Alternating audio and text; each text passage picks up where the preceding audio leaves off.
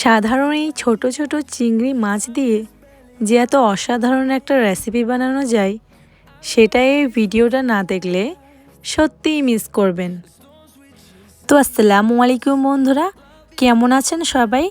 Asma cooking হাউসে আপনাদের সকলকে স্বাগত। আর আজ আমাদের রেসিপি চিংড়ি মাছের চচ্চড়ি। তো চিংড়ি মাছের চচ্চড়ি বানাবার জন্য এখানে আমি 250 গ্রামের মতো ছোট চিংড়ি মাছ নিয়েছি। এই চিংড়ি মাছগুলো পরিষ্কার করতে একটু বেশি সময় লাগে, কিন্তু খেতে হয় ভীষণ টেস্টি। তো চলুন চিংড়ি মাছগুলোকে আমি পরিষ্কার করে নিয়ে আসছি।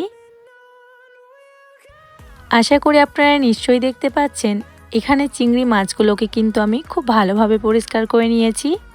এবার মাছটাকে ম্যারিনেট করে নেব।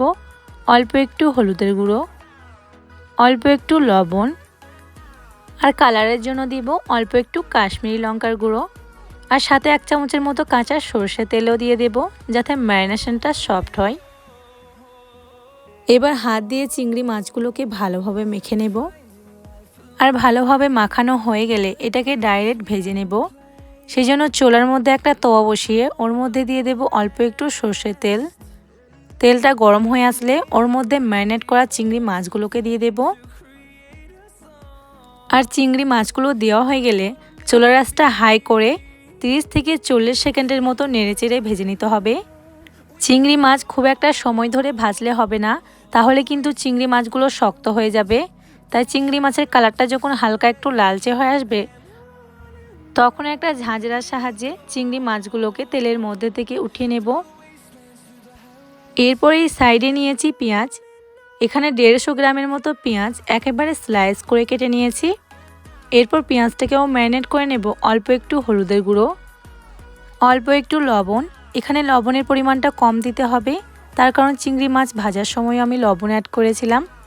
এরপর দিয়ে দিতে হবে অল্প একটু জিরে গুঁড়ো, অল্প একটু ধনে গুঁড়ো, অল্প একটু লঙ্কার গুঁড়ো, আর অল্প একটু কাশ্মীরি লঙ্কার গুঁড়ো, আর সবার লাস্টে 2 চামচের মতো কাঁচা সরষের তেল। এরপর পেঁয়াজগুলোকে খুব ভালোভাবে মেখে নিতে হবে। খেয়াল রাখতে হবে এখানে পেঁয়াজটা ঠিক যতটা ভালো করে মাখা হবে টেস্টটা কিন্তু ঠিক ততটা সুন্দর হবে। তাই চেষ্টা করবেন পেঁয়াজটা খুব ভালোভাবে মেখে নেওয়ার। আপনারা নিশ্চয়ই দেখতে পাচ্ছেন এখানে পেঁয়াজটা আমি খুব ভালোভাবে মেখে নিয়েছি। এরপর ওর মধ্যে দিয়ে দেব ভেজে রাখা চিংড়ি মাছগুলো। চিংড়ি মাছগুলো দিয়ে হালকা হাতে আরও একবার ভালোভাবে মেখে নেব। আর ভালোভাবে মাখানো হয়ে গেলে এটাকে কুক করার জন্য ডাইরেক্ট ওই মাছ ভাজা তেলের মধ্যে দিয়ে দেব। আর একই সঙ্গে দিয়ে দেব চেরা কাঁচা লঙ্কা। এবার 2 থেকে 3 মিনিটের মতো নেড়েচেড়ে মাছগুলোকে কষিয়ে নেব। আর ভালোভাবে কষানো হয়ে গেলে ওর মধ্যে দিয়ে দেব 1 গ্লাসের মতো পানি।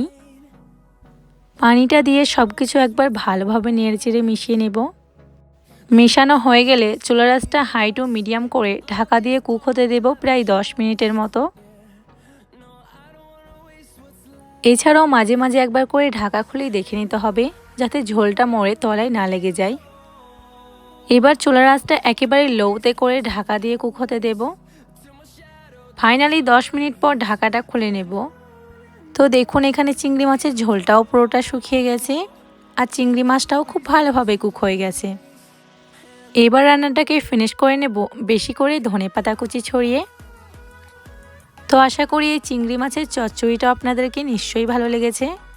ভালো লেগে থাকলে আমাকে কিন্তু কমেন্টে জানাতে ভুলবেন না। এছাড়াও আমার ভিডিওটা ভালো লেগে থাকলে অবশ্যই একটা লাইক করবেন। যদি আপনারা আমার ভিডিওটা ইউটিউব থেকে দেখে থাকেন তাহলে আমার চ্যানেলটাকে সাবস্ক্রাইব করে আমার পাশে থাকবেন।